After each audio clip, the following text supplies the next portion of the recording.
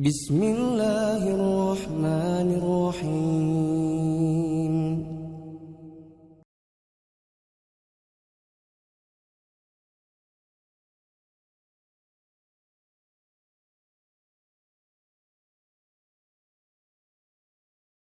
Bismillahirrahmanirrahim. Assalamualaikum warahmatullahi wabarakatuh.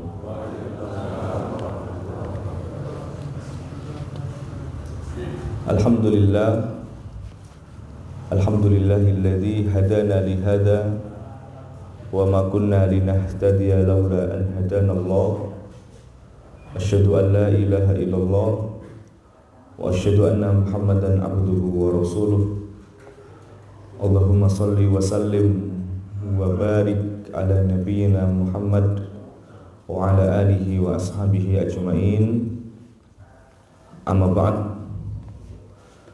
Subhanakallahumma la ilma lana illa ma 'allamtana wa 'allimna ma yanfa'una wa zidna ilma wa barik lana fi ilmina.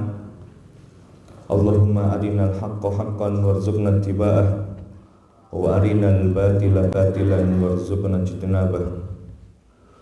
Allahumma lakal hamdu hatta tarda wa lakal hamdu idza radit wa lakal hamdu ba'da ridha wa la haula wa la quwwata illa billah. Hadirin muslimin jamaah yang dirahmati Allah Subhanahu wa taala. Alhamdulillah pagi hari ini Allah memperkenankan saya untuk bersilaturahmi kepada saudara-saudara saya yang ada di sini untuk saling tanasau, saling memberikan nasihat kebaikan dan nasihat tentang kebenaran supaya tidak menjadi orang-orang yang merugi, supaya kita menjadi orang-orang yang selalu dekat dengan Allah Subhanahu wa taala. Pastinya saya yang duduk diberi kesempatan di tempat ini bukan berarti saya yang paling terbaik, bukan. Tetapi saya mencoba untuk menggunakan momentum ini untuk satu silaturahmi, yang kedua menyampaikan sedikit ilmu yang mungkin sebagai bahan mudzakarah, ya, sebagai bahan untuk saling mengingatkan tentang kehidupan kita ini, bahwa dalam kehidupan kita ini kita ada tujuannya, ada visi misinya, ya, tidak asal-asalan, karena kehidupan kita ini sudah diprogramkan oleh Allah Subhanahu wa taala. Maka mengawali kajian di pagi hari ini, saya mengajak kepada saya pribadi khususnya dan kepada jemaah sekalian, marilah kita bersyukur kepada Allah. Bersyukur atas kenikmatan-kenikmatan, baik kenikmatan itu yang kita minta atau kenikmatan yang tidak kita minta. Dan bisa hadirnya kita di sini itu juga merupakan kenikmatan besar dari Allah, ya. Kenikmatan agung dari Allah Subhanahu wa taala. Coba bayangkan, kita bisa hidup kembali setelah kita tanda kutip mati, karena kita tidak bisa merasakan apa yang ada di sekitar kita ketika kita sedang istirahat itu. Kita terlelap, kita nyenyak, ya. Dan Allah sebutkan di dalam Al-Quran, ada dari hamba-hambaku yang ketika tidur Allah tahan rohnya. Allah tahan rohnya artinya dia meninggal. Maka ketika dia meninggal, yang diucapkan innalillahi wa inna ilaihi rajiun. Tetapi sebaliknya, ketika kita tidur, ya, kemudian kita bisa hidup kembali, artinya roh kita dikembalikan oleh Allah. Dan itu tidak kita minta. Ya Allah, saya ingin hidup kembali. Allah kan nggak seperti itu, karena memang bukan ajalnya. Akhirnya Allah Ta'ala mengembalikan roh kepada kita semua. Maka doa yang kita panjatkan setelah bangun tidur adalah alhamdulillah. alladzi ahyana ba'da ma amatana wa ilaihi nusyur. Dan yang paling menakjubkan adalah tidak ada yang tertukar. Ya, saya yo Isa Ansori gitu ya. Panjenengan dengan nama jenengan sendiri, Pak. Ya, tidak mungkin jenengan tiba-tiba berubah menjadi Pak Jokowi juga nggak pernah. Ya. Saya jadi presiden, enggak. Atau saya jadi jadi bupati, enggak juga. Ya. Ya. Kalau seperti itu luar biasa, gitu ya. Orang bisa berubah-berubah. Ya. Tapi kan tidak. Ya, kenapa? Karena itulah kehebatan Allah Subhanahu wa taala dan tidak tertukar nyawa kita. Roh kita tidak tertukar, kembali kepada jasadnya masing-masing. Ya, sehingga kita tahu, oh ini istri saya, ini anak saya. Ya. Coba kalau nyawa roh kita tertukar, Pak. Kowe sapa iki? Anakku dudu iki gitu ya. Anakku dudu ya. Kenapa? Rohnya tertukar ya. Nah, tapi nggak ada seperti itu ya. Ya. Kalau manusia cok tertukar kayak gitu ya. Tapi ini Allah, Allah yang tidak pernah salah, Allah yang selalu benar, dan Allah Maha benar. Maka kita kembali dengan diri kita sendiri. Ya.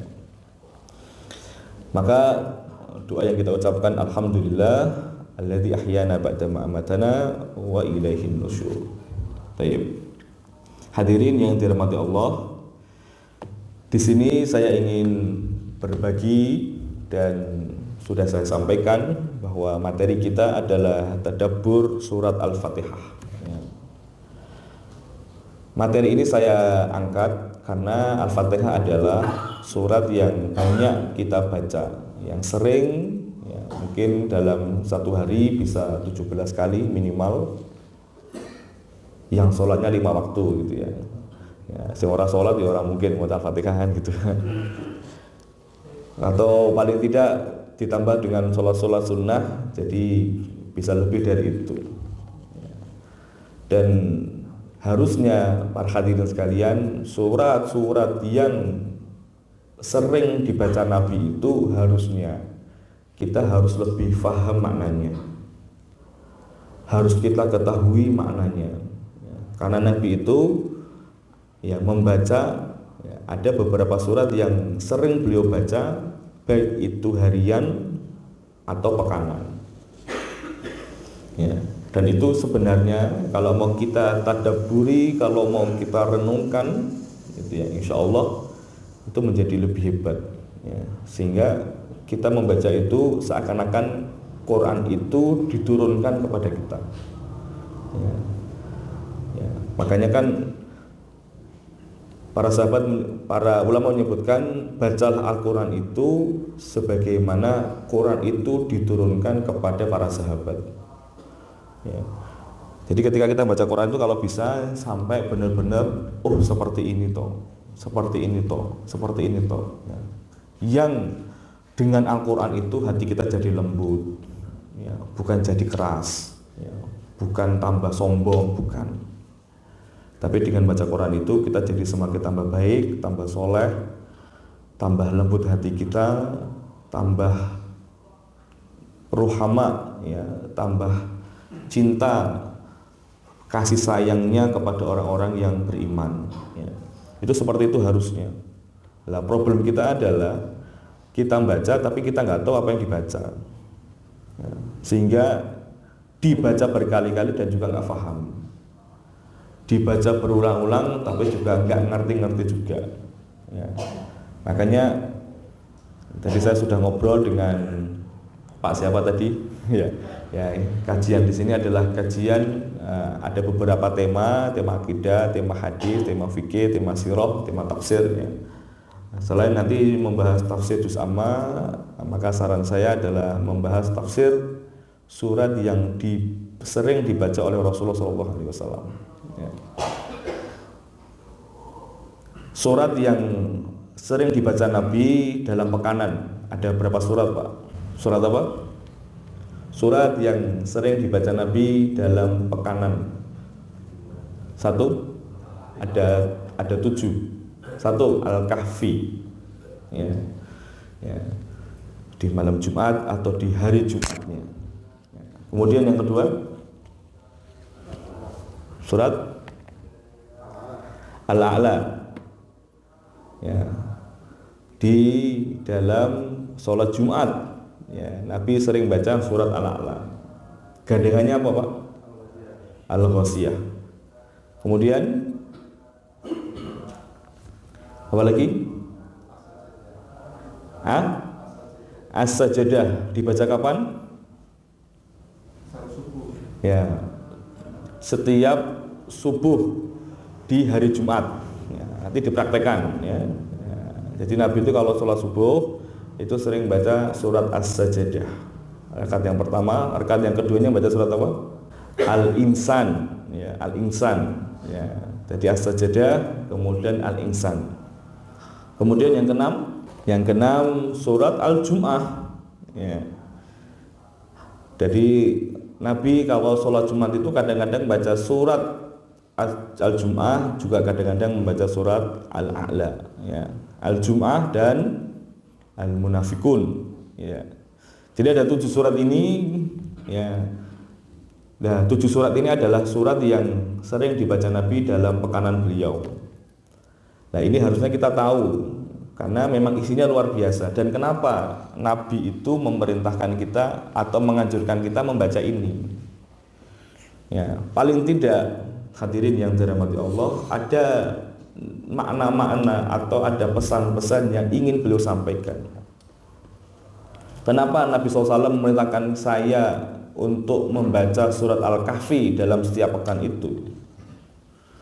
Coba kita telusuri, coba kita dalami. Dan ternyata di dalam surat Al-Kahfi itu, roadmap-nya surat Al-Kahfi itu kalau kita baca, itu kan cobaan atau ujian yang Allah berikan kepada orang-orang yang ada di dalam surah Al-Kahfi, ya. Jadi kalau kita baca surah Al-Kahfi itu kita akan tahu beberapa ujian yang Allah berikan kepada hambanya. Ada ujian harta, ya. Wadrib lahum, ya, yang cerita 2 orang gitu ya, yang satu punya kebun, yang satu nggak punya kebun, ya, harta. Kemudian ujian ilmu, ya, kisah Nabi Musa alaihissalam yang dia menganggap bahwa tidak ada orang yang berilmu lagi kecuali saya. Maka Allah mengingatkan itu dan disuruh berguru lagi kepada Nabi Khidir. Ada yang mengatakan Nabi, ada yang mengatakan tidak. Kemudian yang ketiga adalah Ashabul Kahfi, ya. Ujiannya luar biasa. Menjaga akidah tidak gampang. Menjaga akidah bukan perkara yang mudah, perlu pengorbanan yang luar biasa. Dan Allah kisahkan itu dengan sosok Ashabul Kahfi. Dan Allah sebutkan kisah Dzulqarnain, ya. Seorang raja yang sangat luar biasa, yang penuh dengan amanah, yang penuh dengan penuh dengan perjuangan gitu ya, yang dia tidak dan dia melakukannya dengan baik ketika dia mendapatkan amanah menjadi pemimpin, ya, ujian kepemimpinan, ya. Dan itu tidak gampang karena disebutkan di dalam satu riwayat bahwa Allah Subhanahu wa taala, ya, memberikan 4 raja, ya, 4 raja yang kekuasaannya itu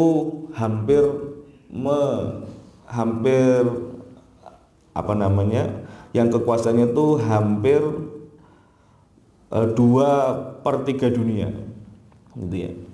Jadi Allah Subhanahu wa taala memberikan 4 orang, yang 2 muslim, yang 2 kafir, kekuasaan yang kekuasaannya itu hampir 2/3 dunia, gitu ya. Jadi besar sekali kekuasaannya, besar sekali, ya. Dan itu salah satunya adalah Dzulqarnain, ya. Dan ternyata dengan kekuasaan sebesar itu tidak membuat Dzulqarnain lali dengan tugasnya. Maka Dzulqarnain selalu survei, gitu ya, selalu berusukan, ya, ke ke berbagai tempat yang menjadi kekuasaannya, sampai ke ujung barat, ujung timur dan sebagainya. Dan itu dilakukan Dzulqarnain karena memang itu menjadi bagian tanggung jawabnya sebagai seorang pemimpin. Itu Dzulqarnain. Ya. Artinya ada ujian kepemimpinan, ada ujian ilmu, ujian harta, dan ujian orang yang memegang akidah. Tidak gampang, ya. Dan itu perlu perjuangan yang luar biasa. Dan Allah sebutkan itu di dalam surah Al-Kahfi. Ya. Kita sampai merasa itu tidak, atau baca Al-Kahfi hanya membaca saja, yang penting dapat sunnahnya dan sebagainya. Padahal itu isinya luar biasa, Pak. Ya. Isinya luar biasa. Kalau kita belajar tentang ujian ilmu atau materi tentang Nabi Khidir sama Nabi Musa saja, itu dibahas berbagai penelitian banyak sekali, Pak. Orang yang meneliti kisahnya Nabi Khidir sama Nabi Musa itu sudah jadi berapa skripsi itu, dan berapa tesis dan berapa disertasi. Tapi tetap sampai sekarang masih ada orang yang menggali dan menggali dari aspek yang lain, aspek yang dan sebagainya. Nah, kayak kemarin saya nguji mahasiswa, kebetulan yang dia kaji adalah pola pendidikan Nabi Khidir kepada Nabi Musa dalam perspektif tafsirnya Syekh Imam An-Nawawi Al-Bantani. Ya. Beliau sebutkan, ya. Nah, itu kan dalam perspektif tafsir juga bisa, dalam perspektif Al-Quran juga bisa, dalam perspektif apapun juga bisa. Ya. Ya. Itu ada seperti itu, ya. Sehingga apa? Sehingga walaupun sudah banyak yang meneliti, tapi ternyata masih banyak orang yang kemudian ingin menggali lebih dan lebih. Ya, bahkan ada muncul buku pola pendidikan, ya, Nabi Musa dan Nabi Khidir dalam Al-Quran, studi kasus surat Al-Kahfi. Ya. Nah itu kayak gitu penting sekali. Ya. Bagaimana nanti kita beradab, ya, bagaimana kita seharusnya sebagai thalibul ilmi. Nabi Musa alaihissalam, orang yang secara kedudukan lebih mulia dari Nabi Khidir.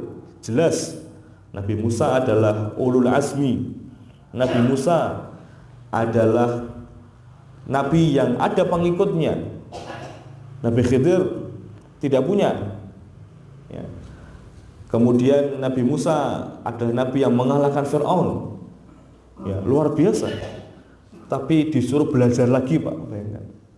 Ibarat gitu, misalkan ustadz siapa yang sudah gelarnya profesor gitu ya, atau doktor, suruh belajar lagi sama orang yang lulusan SMA kayak gitu. Oh, bayangkan. Atau lulusan S1 coba. Kira-kira mau atau tidak? Orang gelem lah ngaku S3 gitu ya. Orang gelem lah ngaku belajar tekan Madinah gitu ya. Padahal yang diambil dari ini adalah ilmu sosialnya. Karena dia bagus dalam pendekatan masyarakat, dia bagus dalam mengelola dan sebagainya. Saya punya beberapa kawan alumni pondok pesantren. Ya, di pondoknya itu Pak biasa-biasa saja, Pak. Katanya nggak menonjol, biasa sekali. Mungkin sering tidurnya gitu ya. Ketika tahfidz itu sering tidur, Pak.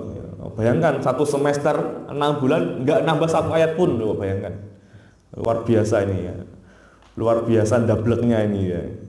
Tapi ya, kalau kita bicara kognitif, bicara hasil, ya dia nggak baik, nggak sesuai standar, hafalannya di bawah itu.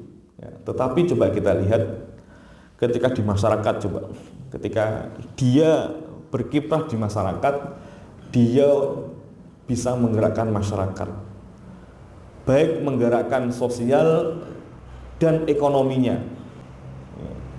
Ya.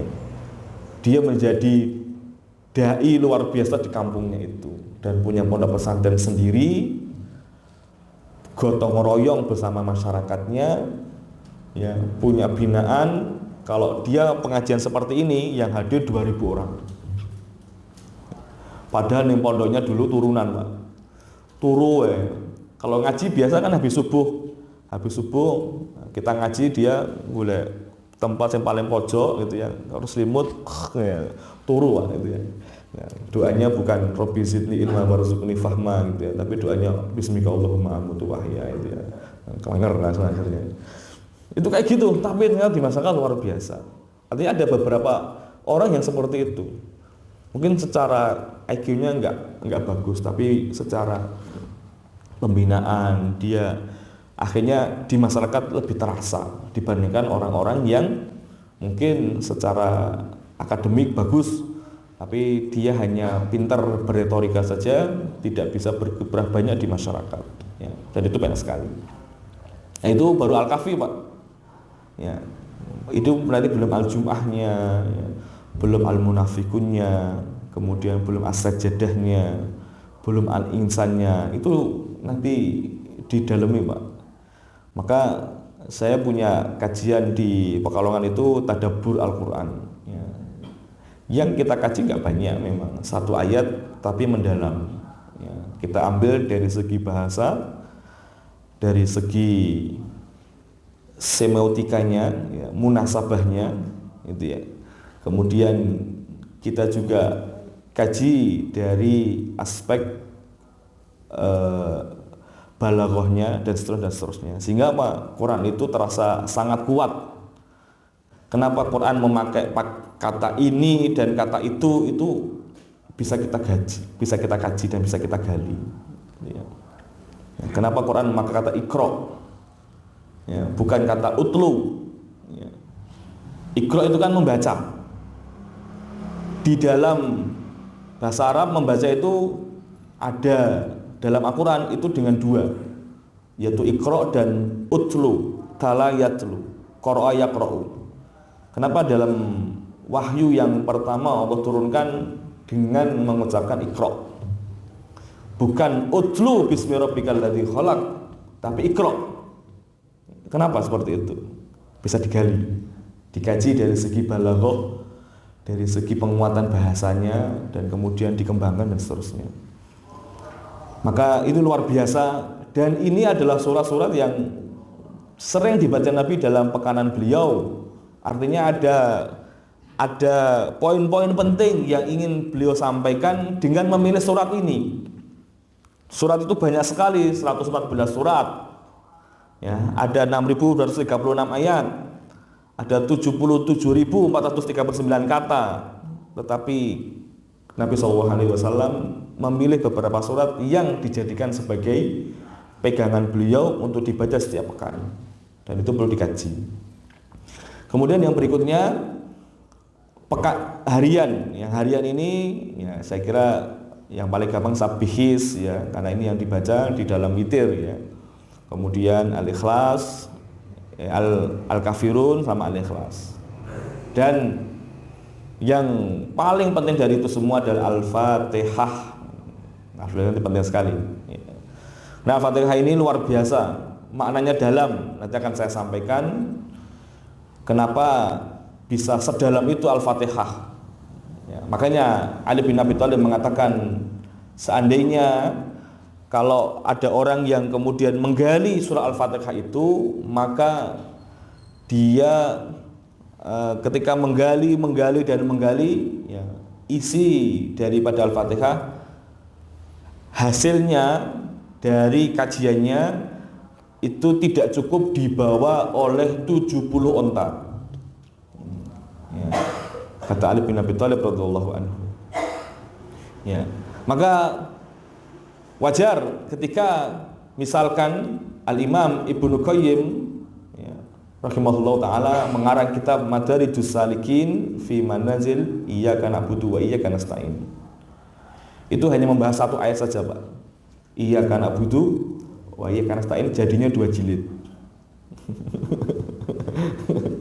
Itu baru bahas satu ayat. Ya, ya. Madarijus Salikin, tangga-tangga orang yang meniti jalan kepada Allah, diambil dari kata iyyaka na'budu wa iyyaka nasta'in, jadinya 2 jilid. Para ulama seperti itu. Ketika tahu satu ayat didalami, jadinya 2 jilid seperti itu. Ya. Maka Hasan Al-Basri mengatakan, ya, Hasan Al-Basri adalah seorang ulama tabi'in. Ya. Ada ungkapan seperti ini, la yadillu qaumun wa fihi Hasan al-Basri. Tidak akan tersesat satu kaum, satu kelompok yang di dalamnya ada Hasan al-Basri. Jaminan pasti benar.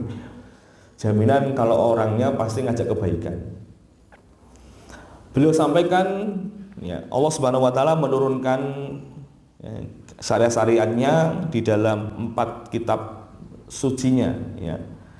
Yang kalau diringkas dari 4 kitab suci itu, ini kata beliau, itu termuat semuanya di dalam Al-Qur'an. Jadi kitab Taurat, Zabur, Injil itu isinya ada di dalam Al-Qur'an. Dan di dalam Al-Qur'an itu isi nilainya atau isinya itu kalau kita ringkas lagi, kita peras lagi, cukup dengan mempelajari ayat-ayat mufassalat atau surat-surat mufassalat. Surat-surat mufassalat itu surat-surat yang pendek-pendek, yang terpotong-potong, tidak panjang-panjang. Itu dimulai dari surat Qaf dan seterusnya, itu surat mufassalat.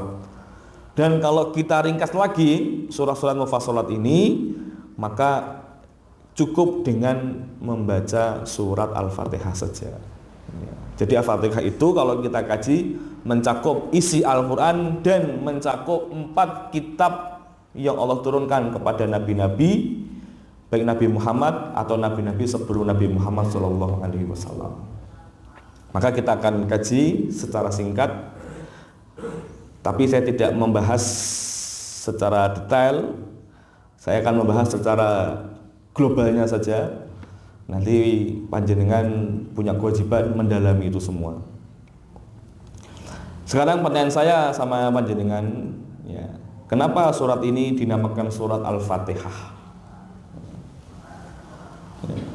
Apa Pak? Nama surat Al-Fatihah namanya apa Pak? Pembukaan. Maka pertanyaan saya adalah kenapa? Apa yang dibuka oleh Al-Quran? Katanya dibuka. Pembukaan. Yang dibuka apa? Satu. Apa? Yang dibuka apa? Kan ini pembukaan ini, ya. Kalau pembukaan berarti kan ada yang dibuka. Yang dibuka apa kira-kira? Dalam? Apa Pak? Ya, ada 4 yang dibuka Al-Quran. Yang pertama adalah dia membuka Al-Quran sendiri. Yang kedua, dia membuka makna Al-Quran.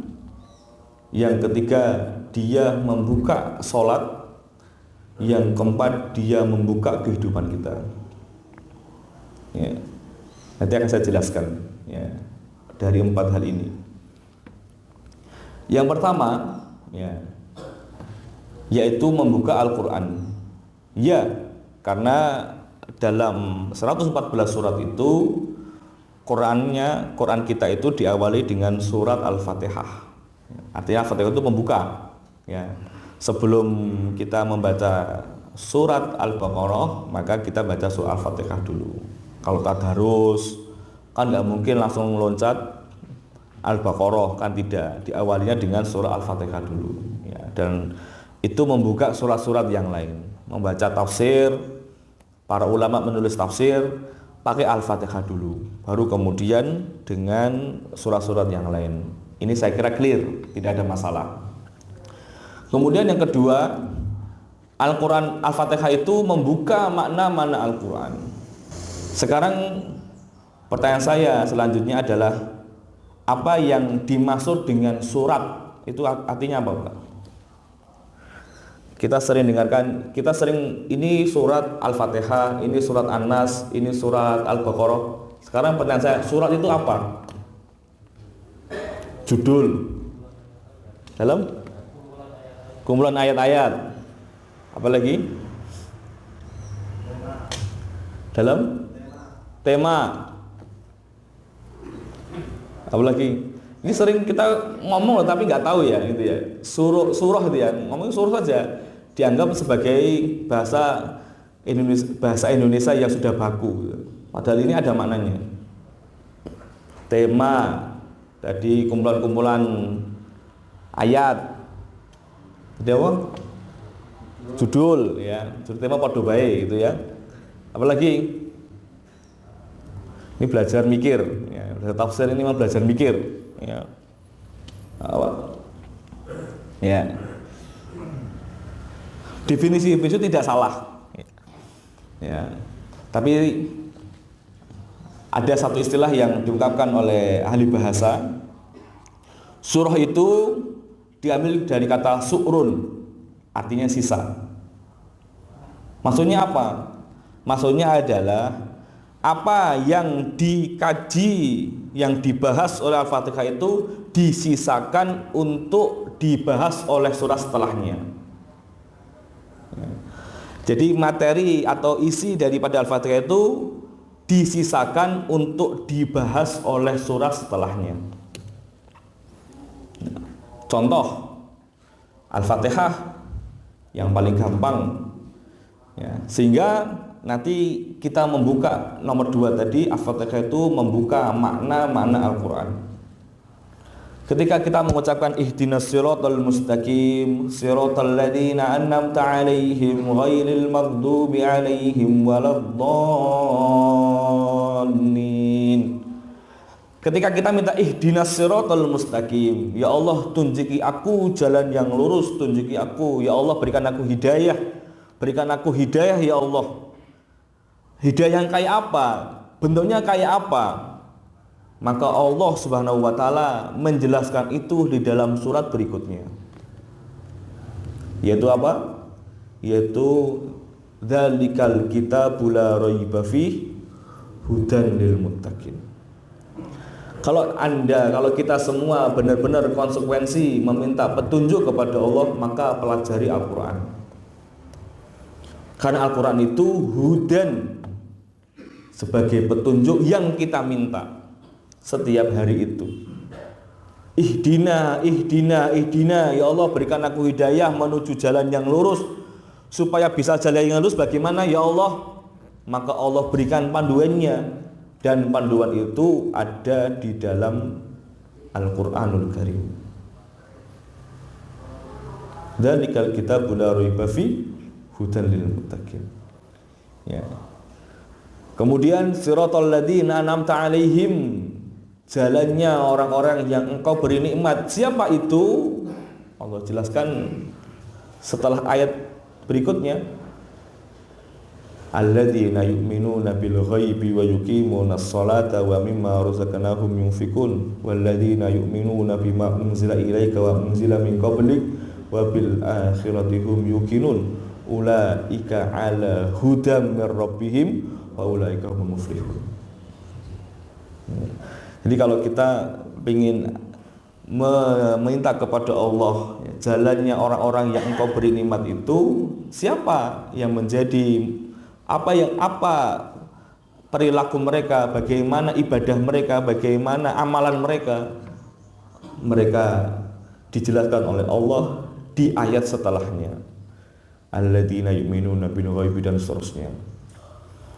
Kemudian ghairil maghdubi alaihim, siapa itu? Ya, Allah jelaskan setelahnya. Innal ladzina kafaru sawa'un alaihim a'anzartahum am lam tundirhum la yu'minun khatamallahu ala qulubihim dan seterusnya. Orang-orang kafir, orang-orang yang dimurkai Allah Subhanahu wa taala, orang-orang yang tidak sudah Allah tutup hatinya, ya. Khatamallahu ala qulubihim, Allah tutup hatinya, Allah tutup pendengarannya dan Allah tutup penglihatannya, ya. Kemudian waladdallin, dan orang-orang tersesat itu siapa? Allah jelaskan di ayat berikutnya, yaitu bercerita tentang orang-orang munafik, ya. Kenapa mereka tersesat? Ya mereka tahu Islam, ya mereka juga sholat, ya mereka juga beribadah, mereka juga ikut pengajian, mereka ikut majlisnya Rasul, mereka bertemu dengan Rasul, mereka berperang dengan Rasul, mereka sholat bersama Rasul, tetapi tidak menambah keyakinan mereka, tidak menambah iman mereka. Mereka menggadaikan iman mereka, ulaikal ladzina ishtarawud dhalalata bil huda. Mereka menjual hidayah yang Allah berikan kepada mereka dengan kesesatan-kesesatan, dengan iming-iming dunia, sehingga mereka tersesat. Orang-orang munafik. Ya. Terus itu mata rantai ya. Itu Al-Qur'an itu adalah membuka makna dan itu adalah mata rantai yang tidak terputus, terus dan terus menerus dibahas, terus. Ya. Nanti akhir dari surat ini bicara apa, nanti awalnya bicara apa, itu selalu menyambung, selalu berkaitan.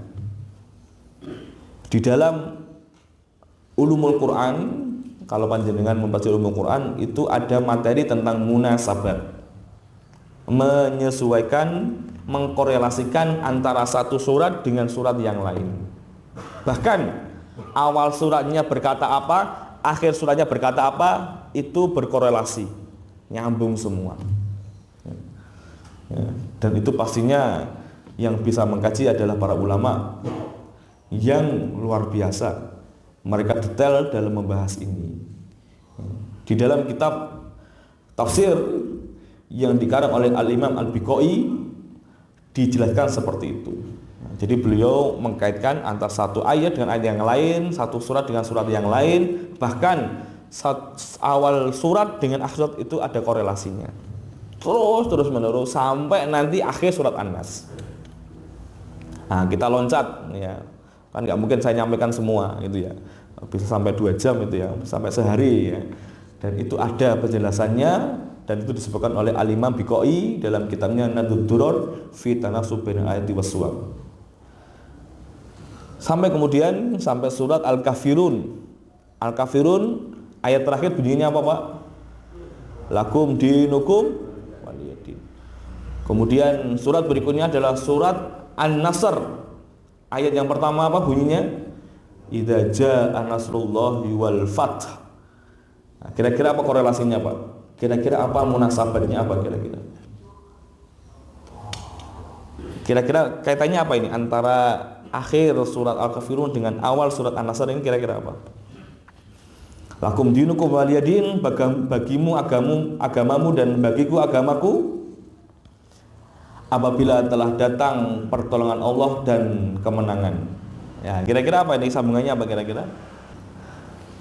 Kita ya, kalau Islam pingin jaya, Islam pingin menang dan Islam bisa kembali menguasai peradaban agama ini, maka kita harus jelas agama kita. Kita harus jelas keyakinan kita. Kita harus jelas agama kita, tidak boleh abu-abu.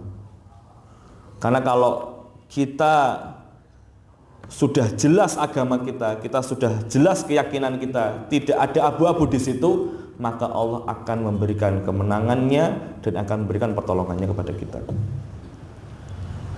Kenapa Islam sekarang kalah? Karena muslimnya nggak podo jelas. Banyak narasi-narasi yang dibangun dalam rangka untuk menjauhkan Islam dari agamanya. Contohnya apa? Contohnya adalah kata-kata yang sering diungkapkan, bahkan ini sudah terinternalisasi di kalangan pemuda. Umat Islam, semua agama sama, menuju Tuhan yang sama. Sekarang pertanyaan saya, Tuhan kita sama Tuhan mereka beda enggak? Beda. Tuhan kita itu lam yalid wa lam yulad. Tuhan kita itu esa. Tuhan kita itu tidak beranak dan tidak diperanakan. Kok disamakan dengan Tuhan yang beranak coba? Tuhan yang diperanakkan. Itu jelas tidak masuk seperti itu. Inilah syubhat. Inilah yang namanya pluralisme. Yang mereka ingin menyatukan agama, mereka mengatakan agama itu sama, menuju Tuhan yang sama. Kata siapa? Tuhan kita itu beda dengan Tuhan mereka. Tuhan kita itu yang namanya jelas. Qul innani anallahu la ilaha illa ana fa'budini. Katakan bahwasanya aku adalah Allah yang tidak ada Tuhan selain aku, maka sembahlah aku. Allah yang memberikan namanya langsung. Allah yang langsung menyebutkan namanya sendiri. Sehingga kita berdoa jelas, ya Allah, ya Allah, ya Allah. Dibandingkan dengan agama yang lain, agama Yahudi, mereka tidak bisa menyebutkan nama Tuhan mereka. Bagaimana bisa? Wong nama Tuhannya itu semuanya bunyi mati semua. YHWH. Coba, gimana bacanya? Ya. Yahweh, apa Yuhwah, atau Yihwi, nggak bisa, Pak. Makanya dalam konsensus yang terakhir yang dilakukan oleh orang-orang Yahudi, mereka menyebutkan nama Tuhan tidak boleh disebut. Bayangkan, ya. Itu hasil muktamar mereka, Pak. Tidak boleh disebut Tuhannya. Kenapa? Membingungkan. Ya, karena bisa disebut memang namanya, mau Yahweh atau Yuhwah, oh Yahweh, tergantung orang yang menyebut saja. Enaknya piye kan gitu. Dan itu disamakan dengan Tuhan kita yang namanya jelas, nggak bisa. Atau yang Trinitas juga nggak bisa juga.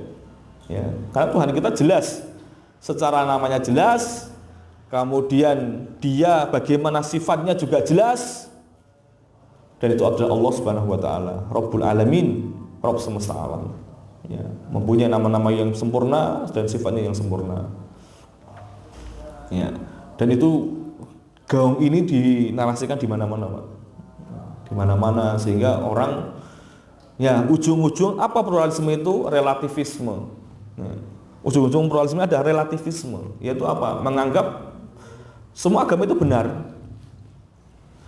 Dan ketika sudah relativisme, menganggap semua agama itu benar, ya, jadi Islam itu jangan merasa paling hebat. Jadi Islam itu jangan merasa paling benar.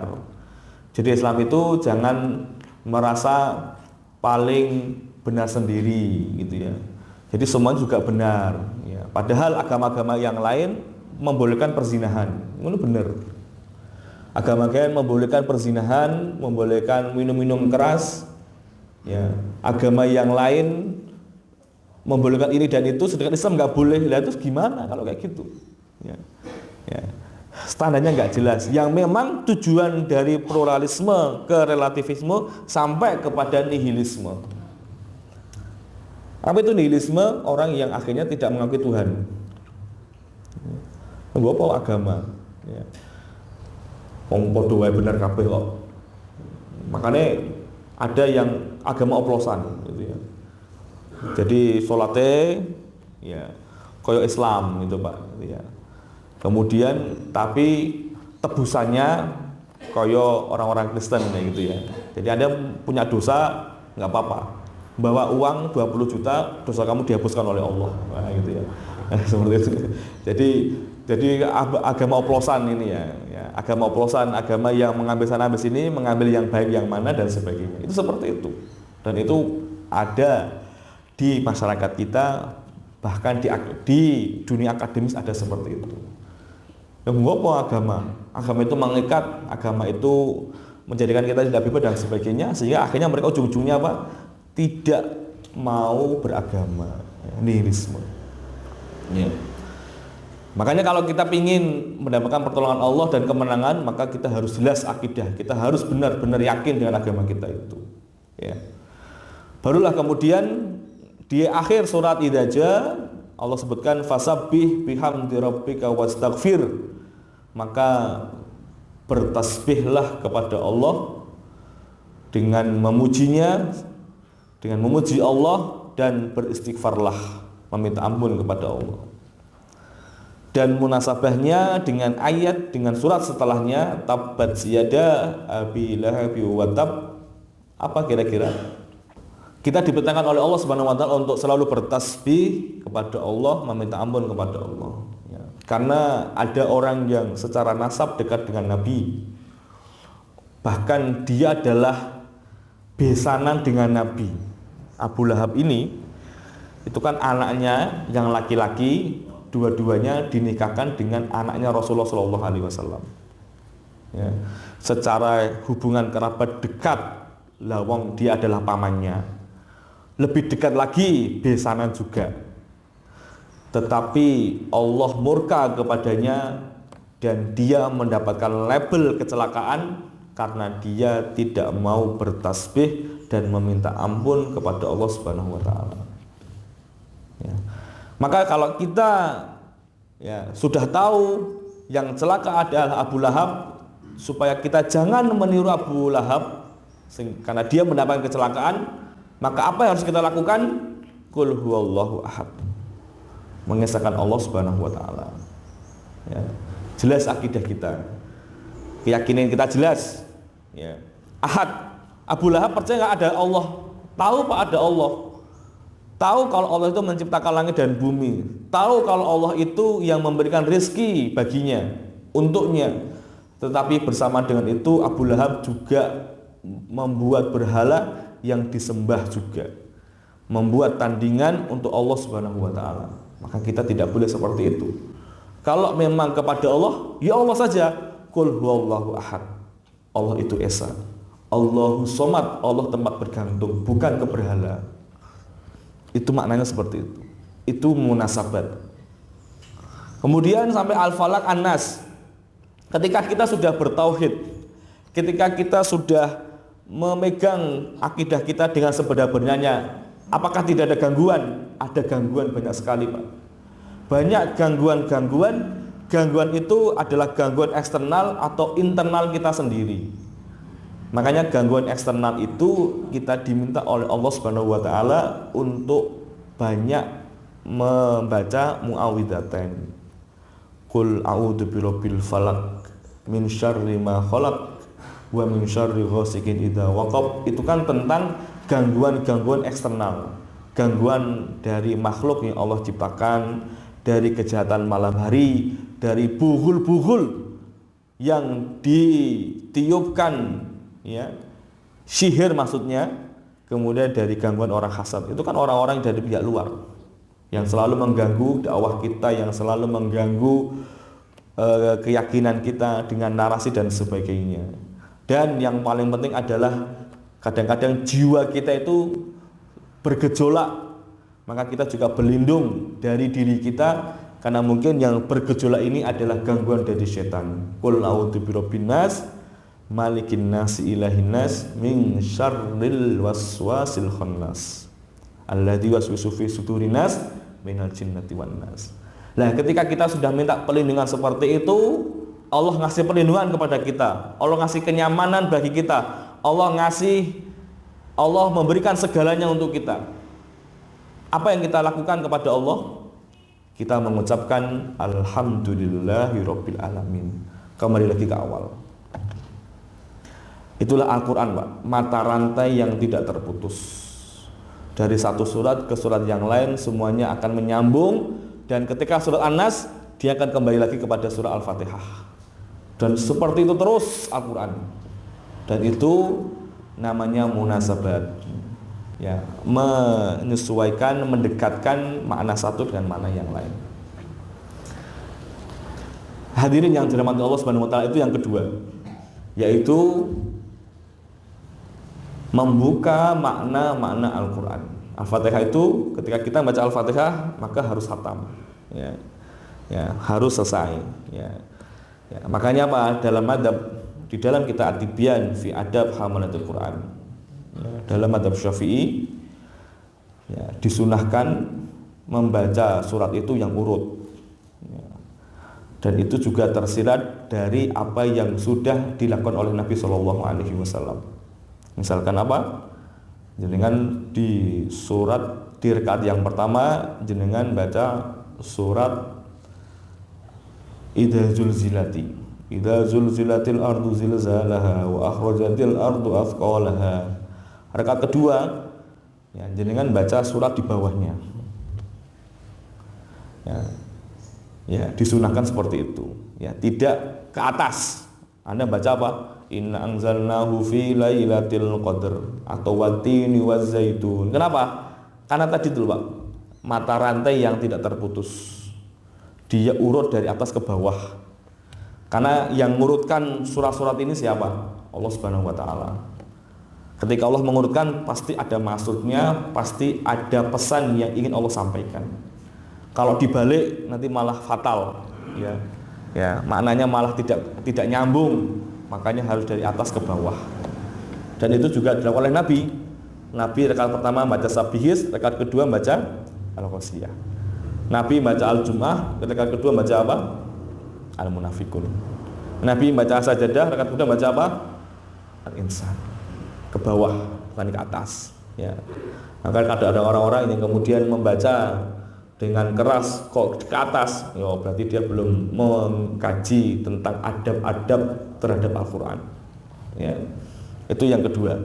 Yang ketiga, saya sambungkan langsung, yaitu membuka sholat dan membuka kehidupan kita.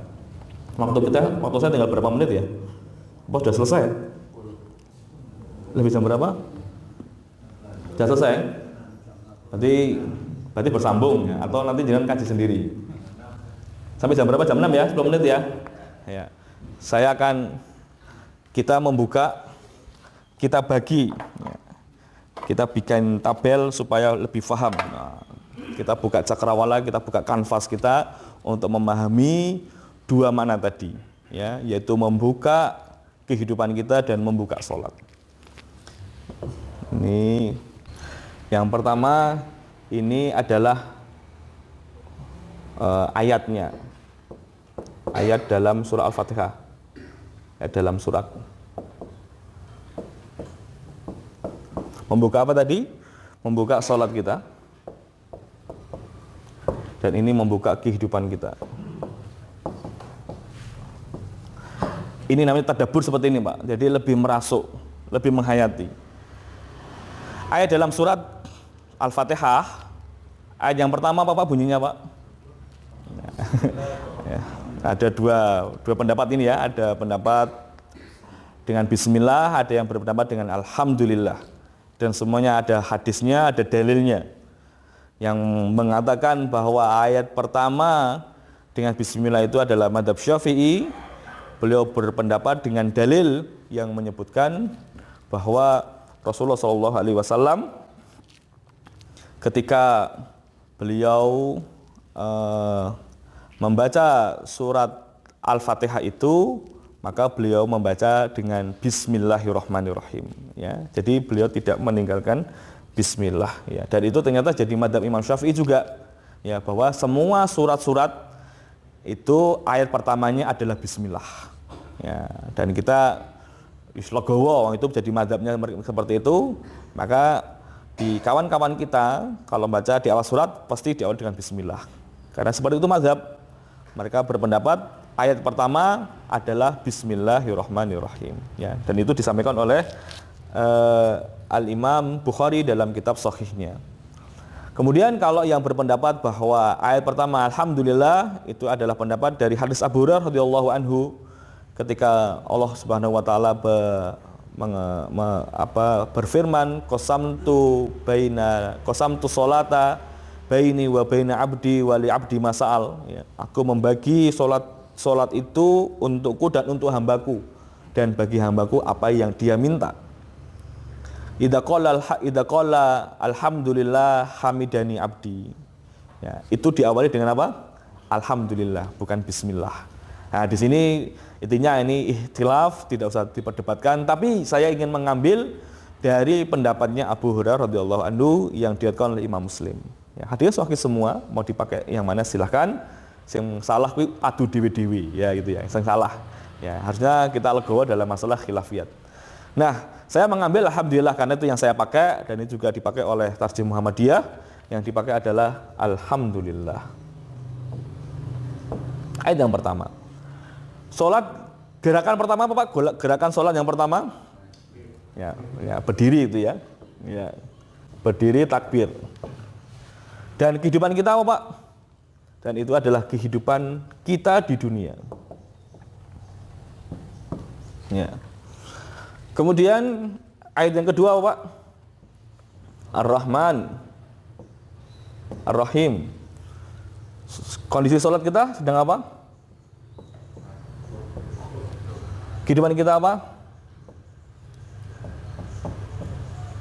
Kematian atau alam barzah. Masuk ke alam barzah. Kemudian ayat ketiga, Maliki Yaumiddin. Setelah ruku apa? I'tidal. Gambaran kehidupan kita apa? Kita bangkit menuju mahsyar. Yang selanjutnya adalah iyyaka na'budu dan seterusnya. Gambaran kita apa Pak? Salat kita apa? Sujud. sujud. Kehidupan kita apa? Di surga Allah Subhanahu wa taala. Allahumma amin, itu ya. Nah, saya akan jelaskan. Ini kanvas ini kita buka tabel yang sudah saya buat dalam rangka untuk memudahkan kita. Apa korelasi antara alhamdulillah kemudian berdiri dan itu menggambarkan kehidupan kita di dunia? Ya. Karena Allah Subhanahu wa taala di dalam beberapa ayat menyebutkan ketika menyimbolkan beribadah itu dengan berdiri. Ya, hafidhu 'alas sholawati was sholatil wusta wa qumu lillahi qanitin. Kalian jagalah salat-salat, terutama salatul wusta, dan wa qumu lillahi qanitin, dan berdirilah kepada Allah dalam keadaan tunduk. Maksudnya beribadahlah kepada Allah dalam keadaan tunduk. Tapi Quran memakai kata koma, berdiri. Karena begitulah kita beribadah. Allah menggambarkan fafirru ilallah, berlarilah kepada Allah, kondisi berdiri. Wasari'u ila maghfiratin min rabbikum wa jannatin arduhas samawati wal ard uiddat lil muttaqin. Bersegeralah itu juga dalam kondisi berdiri. Maka simbol berdiri itu adalah simbol kehidupan kita di dunia ini. Artinya ketika kita diperintahkan, ketika kita sedang Allahu Akbar, itu kondisi kita berdiri, dan itu adalah gambaran kita di dunia. Gambaran di dunia itu adalah gambaran kita memperbanyak amal, dan banyak amal itu biasanya kita lakukan dalam keadaan berdiri. Amal soleh, menyapu, ngepel, kemudian ngecor, kemudian berinfak dan sebagainya, itu biasanya banyak dilakukan dalam posisi berdiri. Maka Quran mengatakan fafirru ilallah, berlarilah kepada Allah. Ya, berlari artinya ya dia berdiri. Dia menggunakan kakinya untuk berlari menuju Allah Subhanahu wa taala. Itu kondisi kita di dunia. Ini saya persingkat.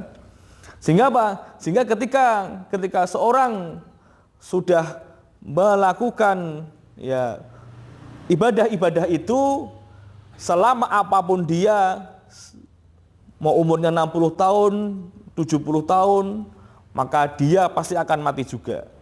Begitupun juga ketika kita berdiri di dalam sholat itu, walaupun imamnya baca surat Al-Baqarah gitu ya, imamnya baca surat Ali Imran selesai gitu ya, ingat imam itu pasti akan rukuk juga gitu ya. Orang mungkin habis takbir, habis maca terus lunga itu orang mungkin ya. Kehidupan kita seperti itu, Pak. Dia, posisi kita hidup di dunia ini pasti akan mati, sebagaimana ketika kita dalam sholat, seberapapun panjangnya bacaan imam itu pasti dia akan rukuk juga. Ar-Rahman Ar-Rahim yang kedua membuka dalam sholat kita, yaitu sholat rukuk. Karena setelah berdiri membaca Al-Fatihah dan baca surat-surat, maka kita melakukan rukuk, dan itu adalah gambaran kematian kita. Apa korelasinya? Bacaan rukuk apa, Pak? Bacaan rukuk, bacaan doa dalam rukuk apa? Subhanakallahumma wa bihamdika Allahumma gfirli, atau subhana rabbiyal azim. Itu dari mana? Diambilnya? Itu diambilnya dari surat Al-Waqiah. Ketika Allah berfirman fasabbih bismi rabbikal azim, maka bertasbihlah dengan memuji Tuhanmu yang maha agung. Kemudian kata Allah, kata Rasulullah SAW, ij'aluha fi ruku'ikum, jadikan doa ini di dalam rukuk-rukuk kalian. Jadi bacaan Subhanallah azim itu diambil dari Al-Quranul Karim yang terdapat di dalam surah Al-Waqiah. Dan sebelum fasabbih bismi rabbikal azim, itu Allah menggambarkan tentang kondisi sakaratul maut, tentang kematian. Falaula idza balaghatil hulqum wa antum hina idzin tandurun wa nahnu aqrabu ilaihi minkum walakin la tubsirun. Falaula in kuntum ghairu madinin tarji'unaha in kuntum shadiqin. Fa amma in kana minal muqarrabin faruhun wa raihanun wa jannatun na'im.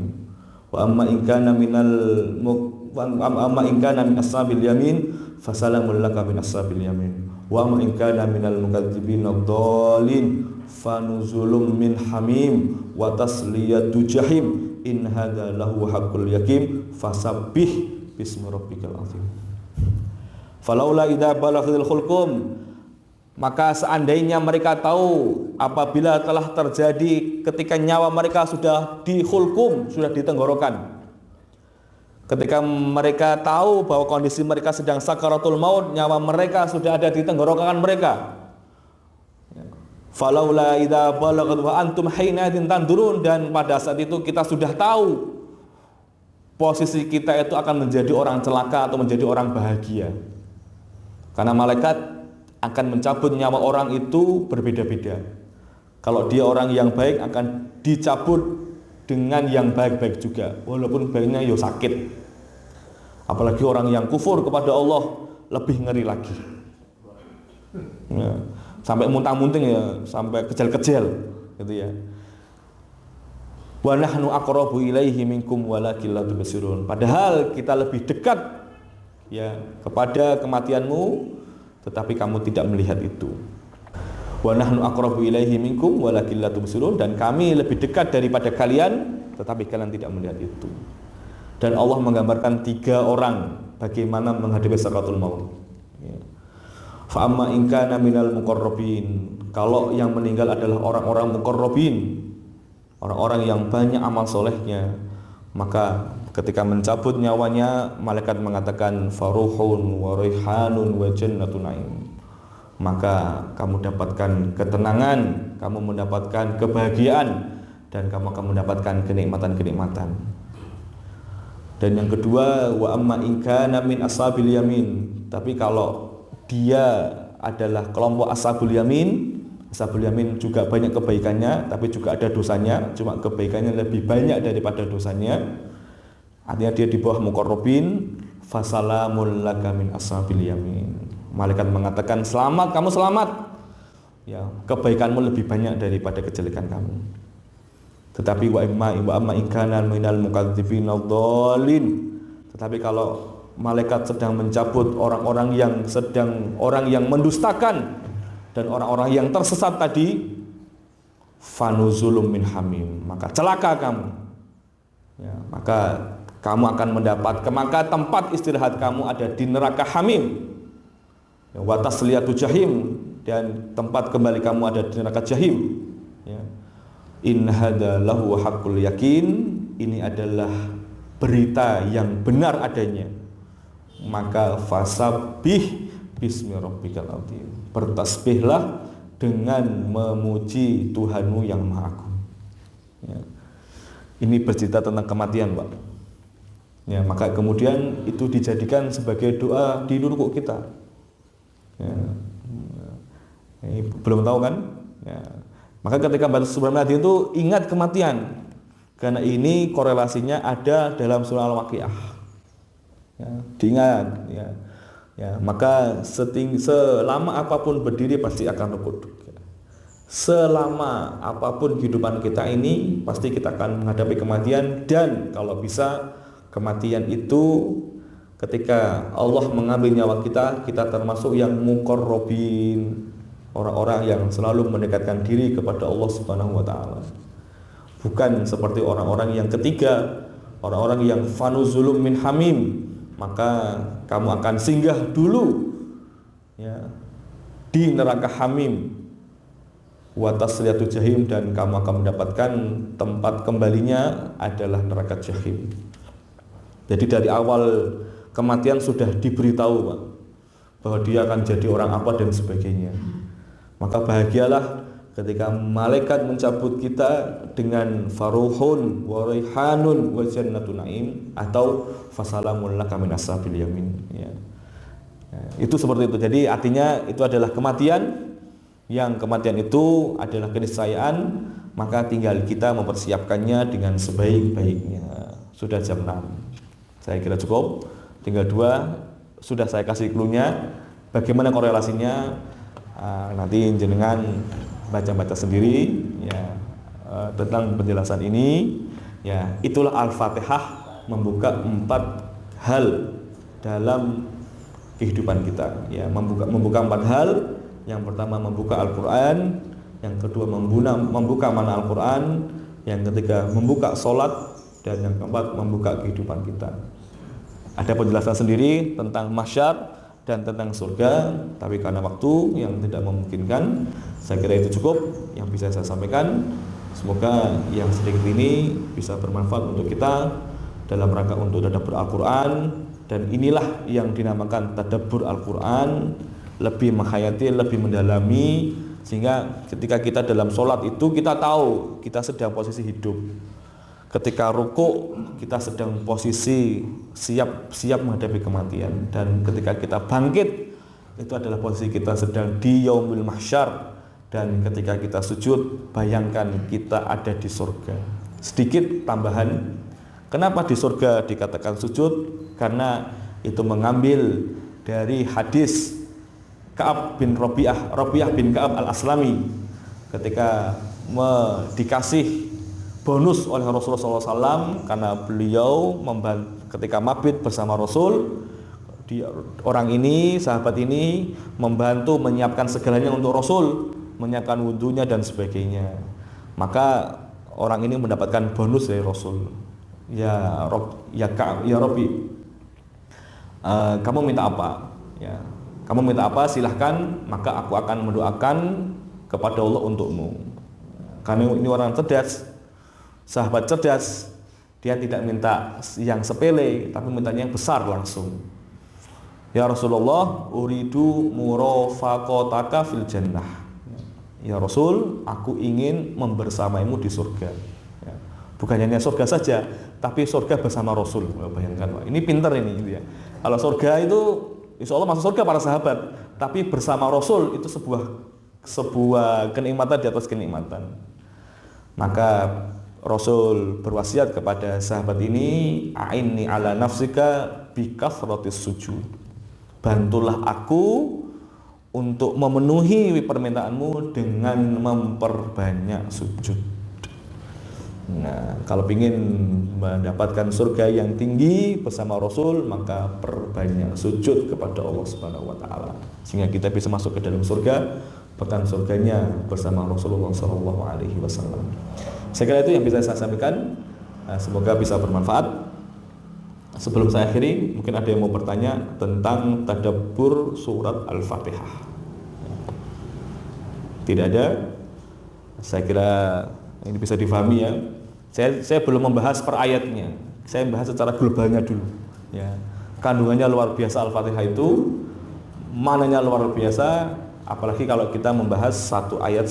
Saya membahas ini satu ayat di masjid yang ada di Al-Amin Kintong itu hampir 1 tahun Al-Fatihah selesai. Ya. 1 tahun Pak, baru selesai. Waladolin selesai. Ini baru pindah ke surat-surat yang sering dibaca Rasul. Ya. Karena kita ingin tadabbur, ingin mendalami, tidak hanya satu ayat, enggak. Kita ingin lebih memaknai, tahu kenapa pakai ini dan sebagainya. Dan itu adalah bagian daripada kewajiban kita kepada Al-Quran, yaitu mentadabburinya. Afala yatadabbaruna Al-Quran am ala qulubin aqfaluha. Kewajiban kita kepada Allah hanya 2, tadabbur. Ya. Kalau enggak tadabbur, maka hati kita akan disegel oleh Allah. Selesai. Ya. Maka kalau ingin hati kita dibuka oleh Allah, tadabbur. Kalau enggak mau, disegel hati kita. Maka tadabbur itu lebih dalam, mungkin lebih lama, tapi insya Allah maknanya juga lebih pas dan lebih kuat daripada kita hanya membaca tafsirnya saja. Saya kira itu. Mari kita akhiri dengan membaca doa kafaratul majelis. Subhanallahi wa bihamdika, asyhadu an la ilaha illa anta, astaghfiruka wa atubu ilaik. Khairul kalam. Hatunnakum ajmain. Assalamualaikum warahmatullahi wabarakatuh.